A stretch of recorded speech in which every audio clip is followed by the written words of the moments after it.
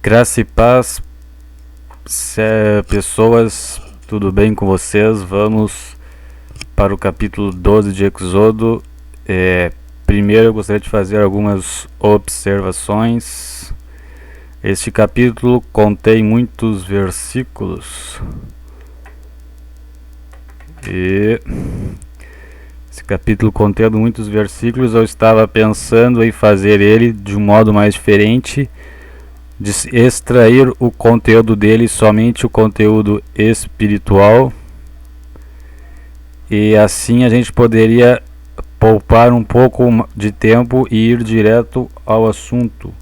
Mas depois de analisar um pouco mais, eu vou ler todo o capítulo e fazer as análises e considerações durante a leitura deste capítulo, porque para a gente não passar abatido com alguma informação e a gente poder ter um entendimento melhor deste capítulo, que é um capítulo fundamental e norteador, que vai abrir escopo para os próximos capítulos, com as questões dos rituais e das cerimônias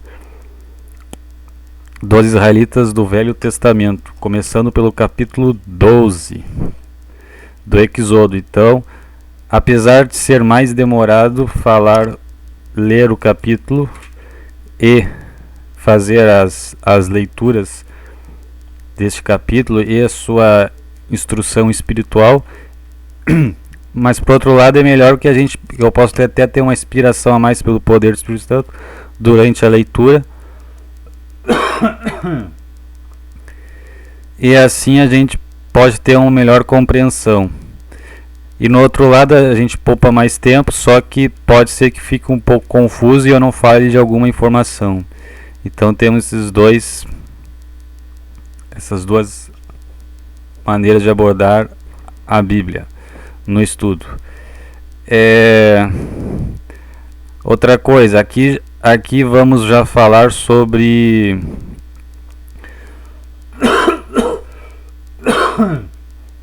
desculpe pessoal, um pouco de tosse aqui. Aqui vamos falar já um pouco sobre a lei que tantos israelitas falam. A lei que os israelitas falam são os 5 primeiros livros da Bíblia: Gênesis, Êxodo, Números, deixa eu ver. Números, depois do Levítico, tá? Gênesis, Êxodo, Levítico, Números e Deuteronômio são os 5 primeiros livros da Bíblia, que são o Pentateuco. Todo esses 5 primeiros livros são ditos como a lei. Mas falando aqui porque tem os ensinamentos dos patriarcas e do povo de Israel, e engloba a própria lei, que são várias leis. Temos as leis cerimoniais. Eu vou abrir aqui uma explicação. Depois dessas observações que eu falei no início do vídeo, vamos agora para um pequeno preâmbulo do capítulo 12 de Êxodo. Vamos ver essa questão da lei. A lei engloba os 5 primeiros livros da Bíblia, chamado de Pentateuco: Gênesis, Êxodo, Levítico, Números e Deuteronômio. A primeira lei está no livro de Gênesis, que vai falar sobre a circuncisão. Isso está em Gênesis 17, significa para todo o povo israelita a aceitação e obediência a Deus. Foi abolida quando Jesus foi pregado na cruz. Esta lei da circuncisão, que tinha sido feita fisicamente, agora é espiritualmente. É a lei que está na pessoa, a lei de Deus no coração. Em ler a palavra de Deus é a circuncisão espiritual da palavra de Deus. E o seu entendimento mais completo possível, esta é a circuncisão espiritual, não mais carnal, como era. Aqui não está na sequência correta, só para numerar as leis. A segunda lei seria os 10 mandamentos, vai estar lá em Êxodo 20. São leis universais que mostram os pecados das pessoas e sua proibição e ordens para se cumprir. A terceira lei são as cerimoniais, instruções para a construção do tabernáculo e os móveis internos e instalações externas, e instruções sobre a vestimenta dos sacerdotes e sumo sacerdote, e sobre o sacrifício dos animais. São leis mais cerimoniais, e tudo sobre sacrifício de animais e etc. E a quarta lei são civis para o povo de Israel da época antiga. Então a gente vai ver aqui as leis cerimoniais. Então este preâmbulo. Então já temos a circuncisão, agora vai ser instituído a Páscoa. Ainda fazendo parte da introdução deste capítulo, o que é a Páscoa? Versos de 1 a 20 é o anúncio das instruções iniciais da Páscoa. Páscoa em hebraico é lido como Pesach, que significa passagem. Páscoa é passagem. É a passagem do Senhor sobre as casas de Israel. Se tiver sangue na entrada da casa, pela porta, nas laterais e na parte superior, a casa inteira é poupada da morte dos primogênitos. Então a gente vai desmiuçar e vai detalhar os significados de cada componente aqui deste ritual da Páscoa. A Páscoa aqui é a verdadeira Páscoa, não é a Páscoa que a gente conhece, que é do coelhinho da Páscoa. Isso é uma coisa pagã da nossa época. Não tem nada de coelhinho da Páscoa e nem ovinho. Isso é uma homenagem a uma deusa da fertilidade e é uma coisa pagã, porque o ovo é fertilidade e não tem nada a ver com esta Páscoa aqui. 1 Coríntios 5:7, já vamos fazer uma citação aqui, a gente já vai ler este capítulo. 1 Coríntios 5:7. Não entrou. Tô com um problema na internet aqui. Então vamos ver a Bíblia física. 1 Coríntios 5:7. Peço a compreensão de vocês, só um instante.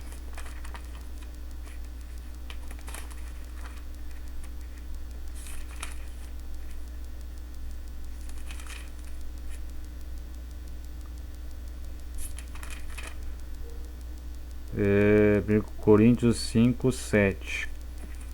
Demora um pouquinho mais para ver na Bíblia física. Livre-se do fermento velho, para que sejam massa nova e sem fermento, como realmente são, pois Cristo, nosso Cordeiro Pascual, foi sacrificado. Nosso Cordeiro Pascual. Voltar para Êxodo.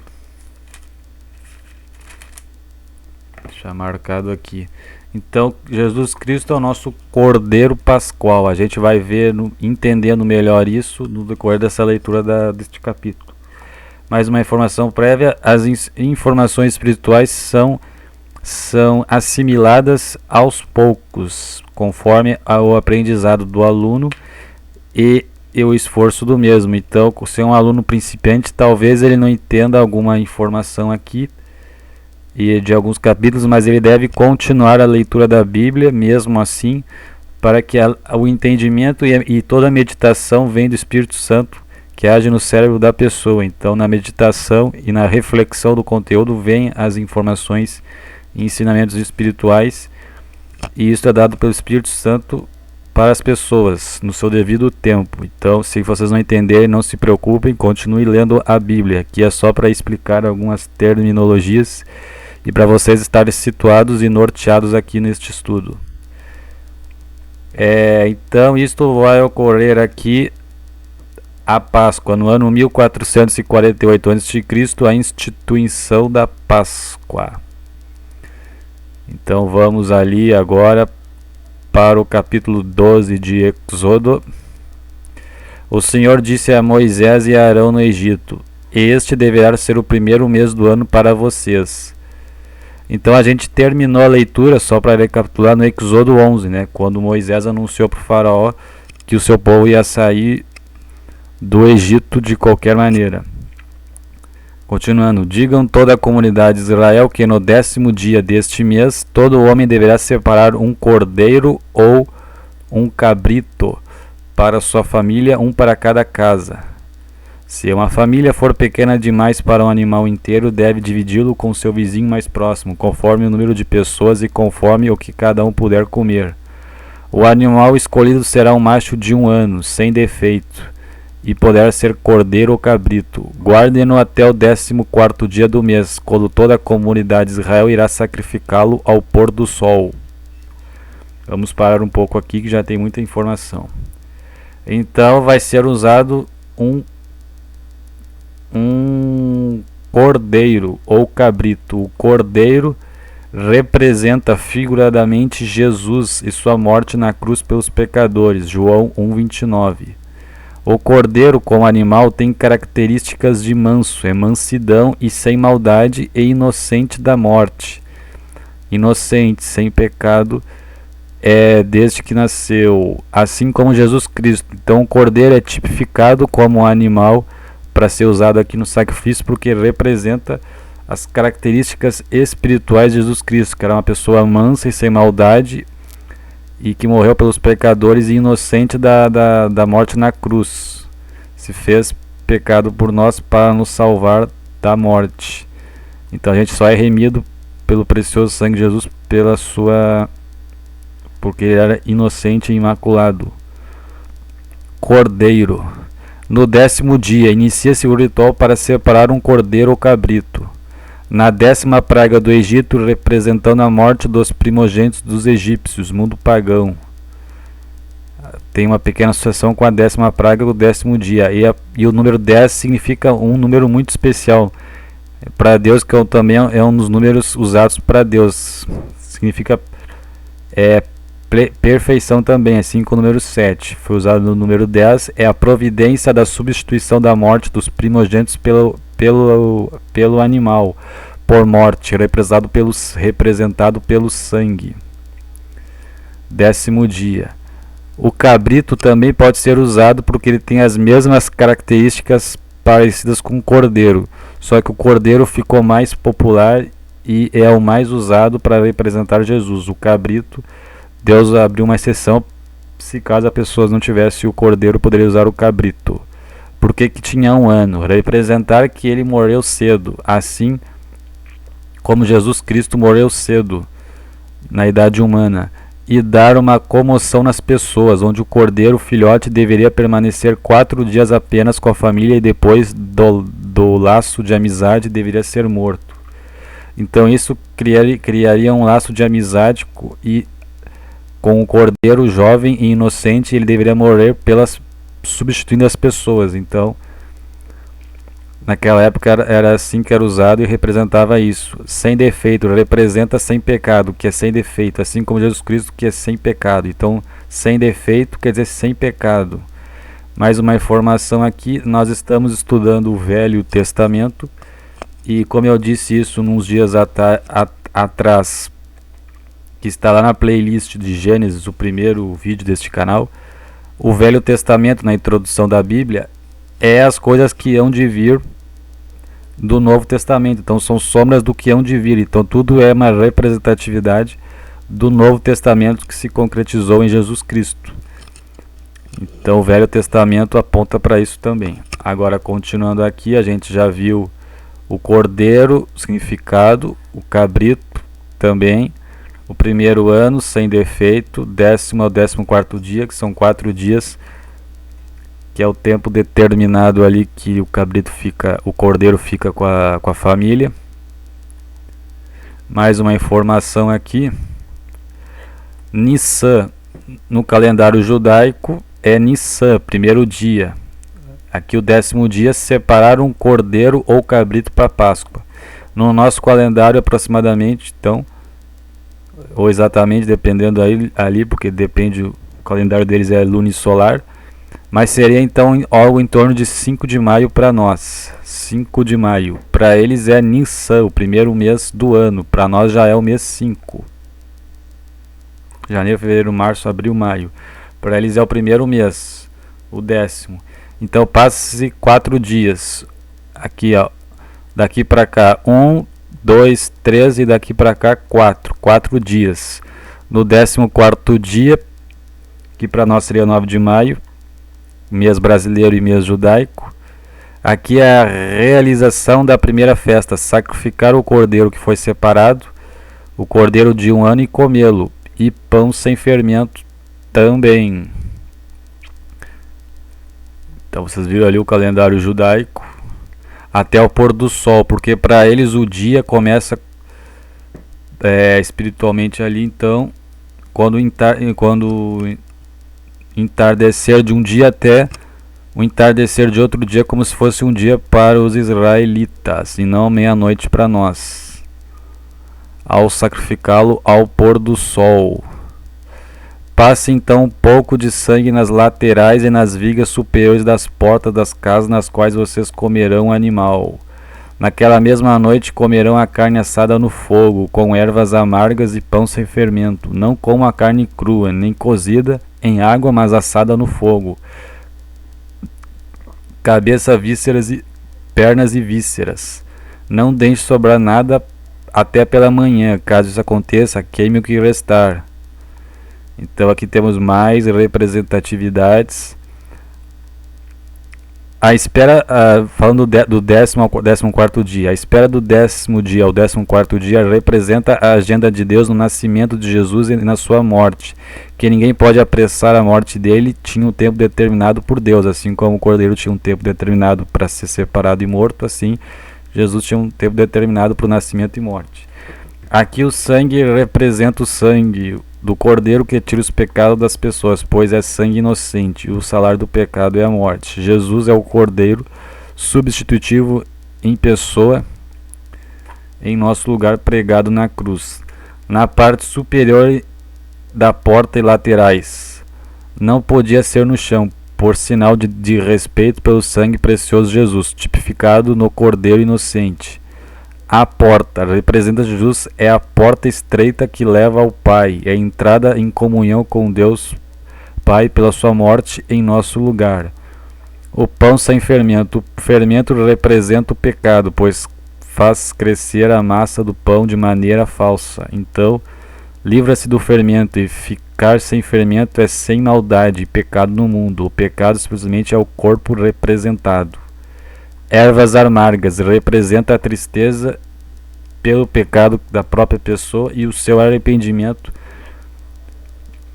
com níveis de profundidade pelo próprio pecado, por sua pleno e total arrependimento das transgressões. As ervas amargas representam a tristeza da pessoa pelos seus pecados, que ela está vendo pela morte do cordeiro jovem e inocente. Ela está comendo pão, que é o corpo de Cristo sem fermento, que ela deve tirar todo o fermento da sua casa, representando que ela deve tirar todo o seu pecado, se livrar do pecado o máximo possível. E a porta representa a entrada de Jesus. Jesus é a porta de entrada para o céu, pago pelo seu sangue ali pelo seu sangue, que é a vida.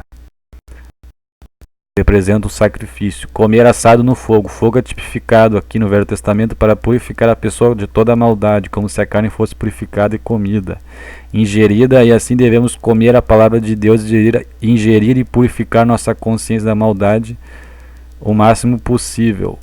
Por isso que ela era assado no fogo e não tinha outro jeito.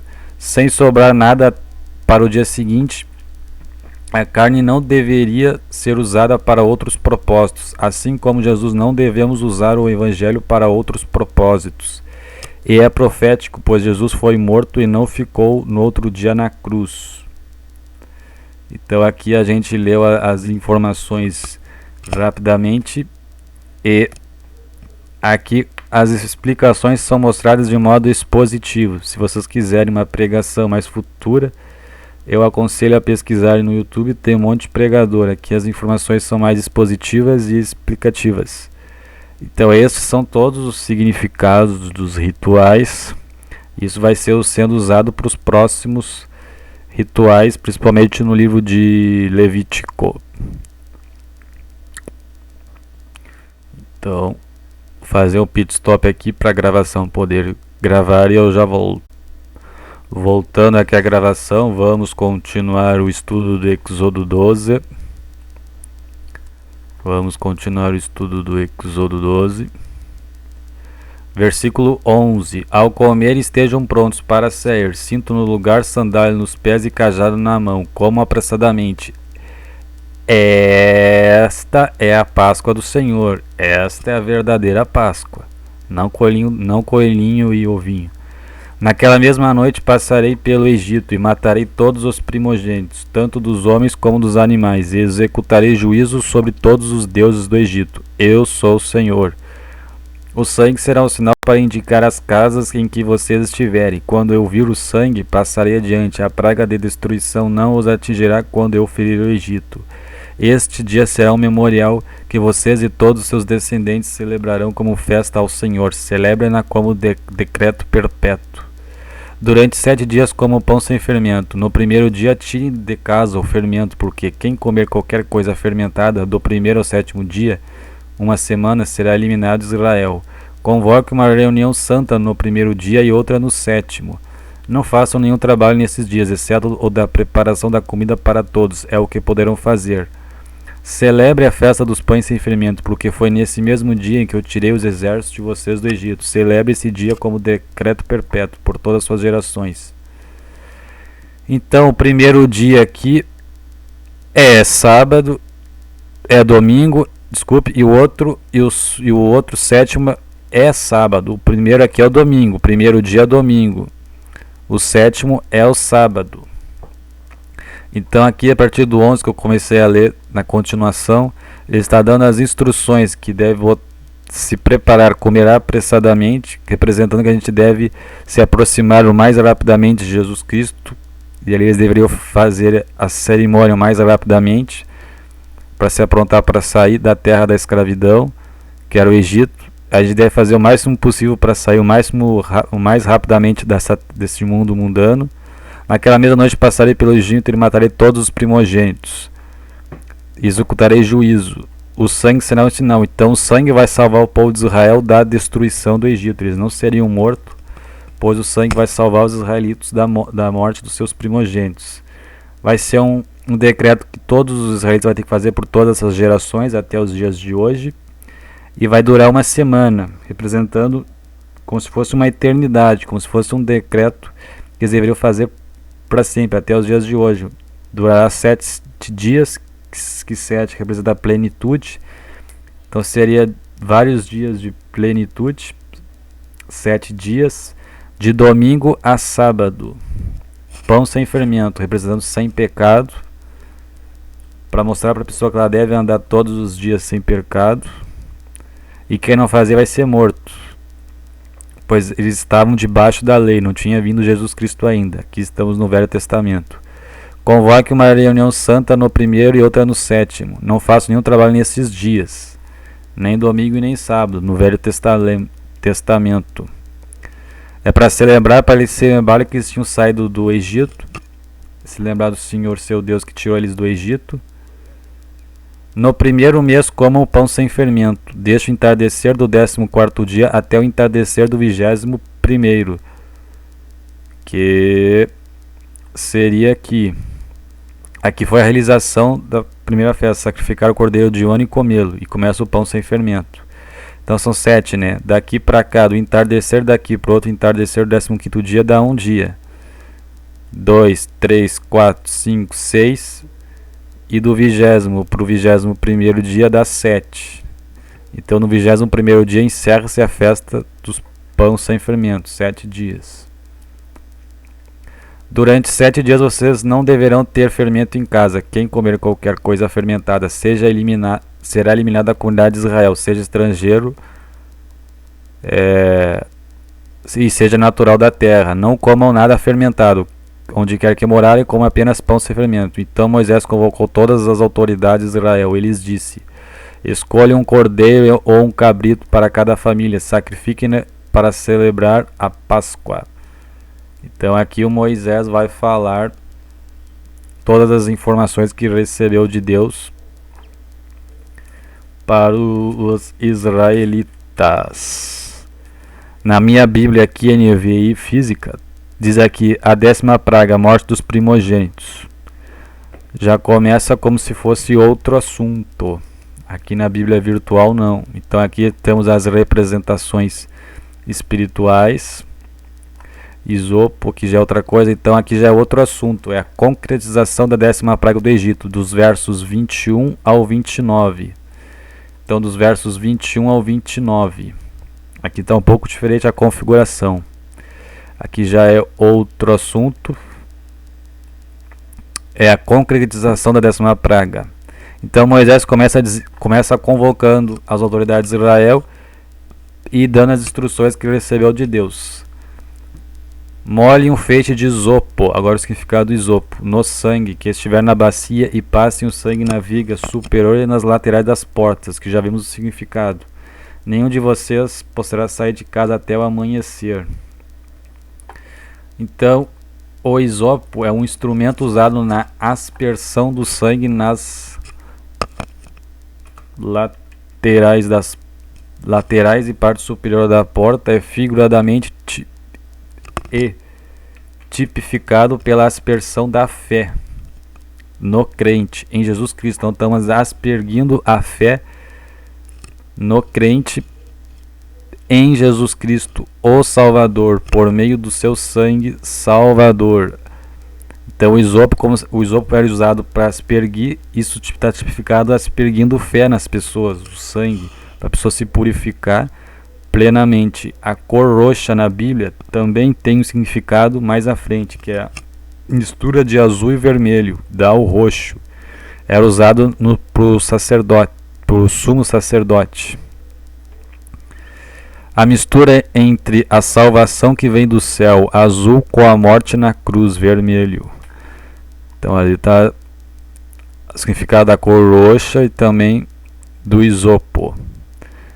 Continuando o que o Moisés estava dizendo para as autoridades de Israel: quando o Senhor passar pela terra para matar os egípcios, você verá o sangue na viga superior e nas laterais da porta, e passará sobre aquela porta, e não permitirá que o destruidor entre na casa de vocês para matá-lo. Obedeça a essas instruções como decreto perpétuo para você e para seus descendentes. Quando entrarem na terra que o Senhor prometeu dar a você, celebre essa cerimônia.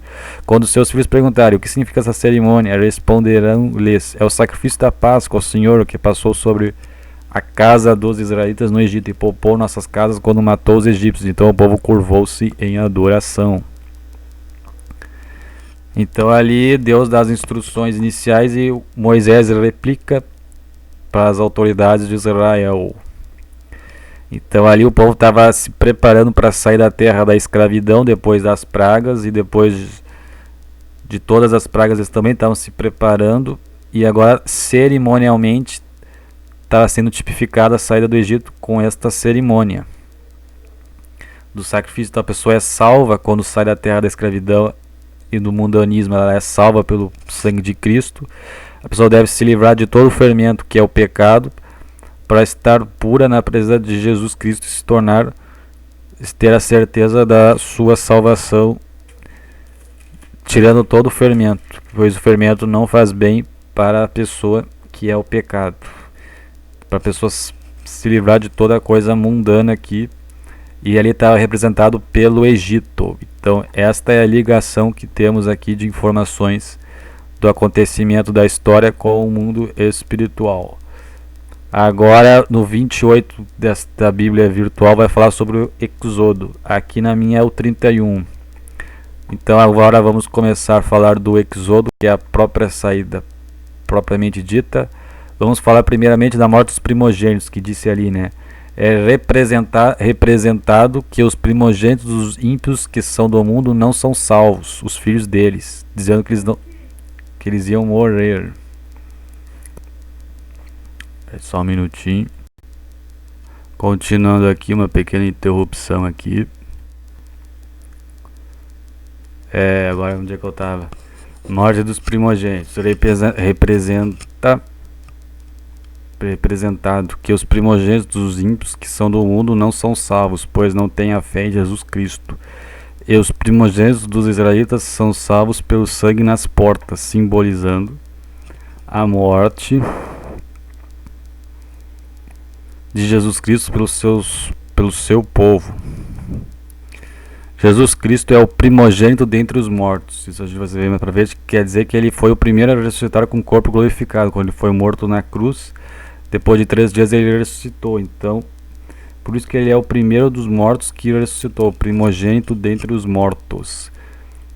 E os primogênitos dos ímpios que são do mundo vão morrer, dos israelitas não, porque eles, pela obediência, que eles estavam debaixo da lei, tinham que cumprir aquela obediência, senão seria morto, para se cumprir a vontade de Deus no Velho Testamento. Mas está tipificado pela fé das pessoas aqui no Novo Testamento, que são salvas pelo sangue de Jesus Cristo, que não morre. E ali morreram os do mundo, os filhos as crianças jovens, os bebês, os mortos dos primogênitos dos egípcios. Agora o Êxodo, a saída do Egito, versos 31 a 40. Então eles vão sair de Ramassés e vão até Sucote. Vão sair de Ramassés até Sucote, essa é a região de Gósen. Depois os israelitas se retiraram e fizeram conforme o Senhor tinha ordenado a Moisés e Arão. Então, à meia-noite, o Senhor matou todos os primogênitos do Egito, desde o filho mais velho do faraó, herdeiro do trono, até o filho mais velho do prisioneiro que estava no calabouço, e também todas as primeiras crias do gado. No meio da noite, o faraó, todos os seus conselheiros e todos os seus egípcios se levantaram. E houve grande pranto no Egito, pois não havia casa em que não tivesse um morto. Naquela mesma noite, o faraó mandou chamar Moisés e Arão e lhes disse: saiam imediatamente do meio do meu povo. Vocês e os seus israelitas vão prestar culto ao Deus que vocês pediram. Levem os seus rebanhos como tinham dito e abençoem a mim também. Não entendi por que o faraó disse isso. Os egípcios pressionavam o povo para que se apressassem em sair do país, dizendo: todos nós morreremos. Então o povo tomou a massa de pão ainda sem fermento e a carregou nos ombros, nas amassadeiras embrulhadas em suas roupas. Eles não tinham tido tempo para comer,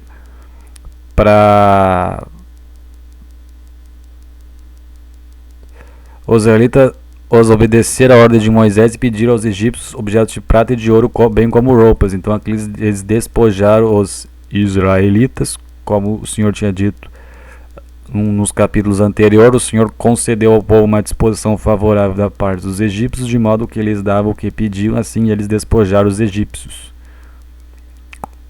Despojaram porque eles eram escravos, não tinham recebido nenhum favor material, e agora tem a justiça de Deus, e eles saíram com a riqueza, pois serviram muito tempo como escravo, e também para se desenvolver como nação com os bens dos egípcios.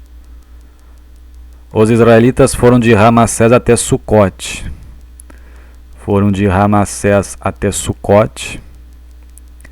Havia cerca de 600 mil homens a pé, além de mulheres e crianças, que deveria passar de 1 milhão de pessoas, com mulheres e crianças. Grande multidão de estrangeiros de todo tipo surgiu entre eles, além de grandes rebanhos, tanto de bois como de ovelhas e cabras. Então tinha todo o aparato para o povo se desenvolver materialmente ali como nação. Com a massa que haviam levado do Egito, fizeram pães sem fermento. A massa não tinha fermentado, pois eles foram expulsos do Egito e não tiveram tempo de preparar comida. Então depois sim que eles conseguiram comer o pão sem fermento. Até então eles não conseguiram, pois foi o primeiro ritual deles, e depois que o Senhor matou todos os primogênitos, os egípcios logo expulsaram eles dali. Se humilharam forçadamente os egípcios e também deram todos os bens materiais para os israelitas se desenvolverem como nação.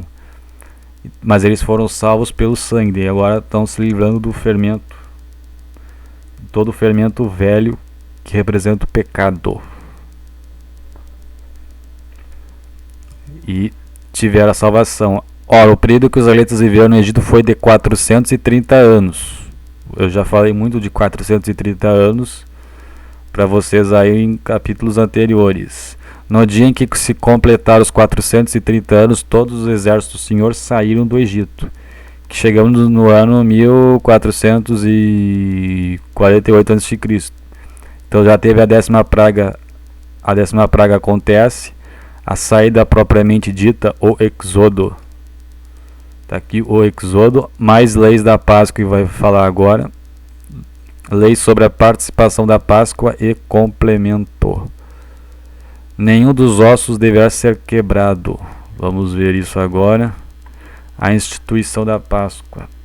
Aqui está as leis sobre a participação da Páscoa. Acho um nome melhor para esse bloco de informações.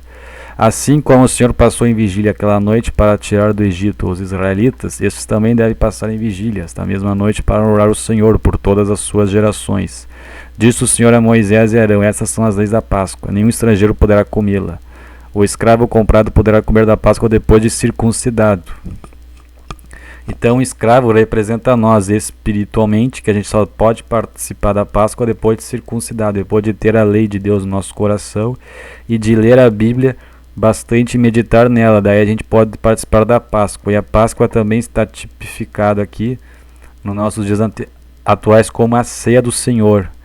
Então a gente tem o lava-pés, que a pessoa faz depois do batismo, que mais pra frente a gente vai ver o significado do lava-pés. E temos a ceia, que é comer o corpo de Cristo, que é reafirmando a nossa fé nele, e tomando o cálice da salvação, que é o sangue para nós. Então a gente está tipificado pela ceia do Senhor, que a gente só deve participar da ceia se for circuncidado no coração e ser batizado, estudar a Bíblia e mostrar ser um discípulo de Jesus. Daí a gente participa da ceia, senão a gente participa indignamente da ceia. Tem isso também, a gente tem que participar dignamente neste sentido na ceia do Senhor, ser circuncidado, não fisicamente.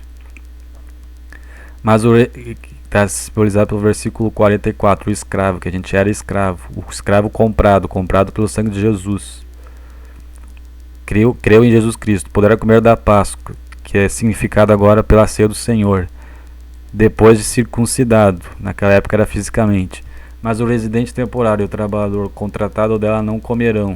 O que passa temporariamente pelo seu mundo e não é circuncidado realmente na palavra de Deus não pode participar da ceia. Vocês a comerão numa só casa, que representa a casa de Israel, todo o povo de Deus. Não levem nenhum pedaço de carne para fora da casa, nem quebre nenhum dos ossos. Isto é profético, nem quebre nenhum dos ossos do animal. Que representa a morte de Jesus Cristo, que quando ele foi crucificado, os soldados de Roma não quebraram os ossos dele. Então isso aqui é uma questão profética. E aconteceu na crucificação de Jesus Cristo, não quebrar nenhum dos ossos. Toda a comunidade de Israel terá que celebrar a Páscoa. Terá que celebrar a passagem. Qualquer estrangeiro residente entre vocês que quiser celebrar a Páscoa do Senhor terá que se circuncidar. Todos do sexo masculino da sua família. Então poderá participar como natural da terra. Nenhum incircunciso poderá participar. Nenhum incircunciso poderá participar da ceia do Senhor. Para nós o Novo Testamento. A mesma lei se aplicará ao natural da terra e ao estrangeiro residente. Todos os israelitas fizeram como o Senhor tinha ordenado a Moisés e Arão. No mesmo dia, então eles fizeram todo o ritual também agora do pão sem fermento. No mesmo dia o Senhor tirou os israelitas do Egito, organizados segundo as suas divisões. Então este é o capítulo 12 de Êxodo. Vimos toda a explicação espiritual aí. Se restou alguma dúvida, eu peço que vocês vejam de novo. E se restou ainda, eu peço que vocês continuem mesmo assim, pois não chegou a hora de vocês terem informações espirituais. O Espírito Santo que vai dar informações conforme o tempo apropriado para cada um. Tá ok, pessoal? Até o próximo capítulo 13 de Êxodo. Tchau, tenham um bom dia. Tudo de bom.